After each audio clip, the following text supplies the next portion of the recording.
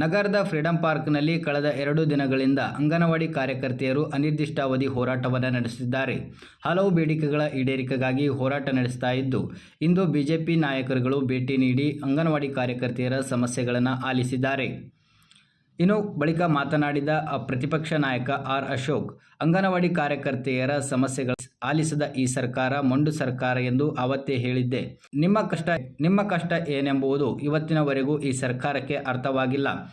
ಆದರೆ ಅವತ್ತೇ ಮಂಡಿಸಿದ ಕೇಂದ್ರ ಬಜೆಟ್ನಲ್ಲಿ ಅಂಗನವಾಡಿ ಕಾರ್ಯಕರ್ತೆಯರಿಗೆ ವಿಶೇಷ ಆದ್ಯತೆ ಕೊಡುತ್ತೇವೆ ಎಂದು ಹಣಕಾಸು ಸಚಿವೆ ನಿರ್ಮಲಾ ಸೀತಾರಾಮನ್ ಹೇಳಿದ್ದಾರೆ.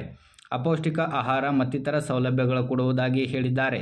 ಆದರೆ ರಾಜ್ಯದಲ್ಲಿ ಅಧಿಕಾರ ನಡೆಸುತ್ತಿರುವ ಕಾಂಗ್ರೆಸ್ ಸರ್ಕಾರ 5 ಗ್ಯಾರಂಟಿ ಕೊಟ್ಟಿದ್ದೇವೆ ಎಂದು ಹೇಳುತ್ತಾರೆ.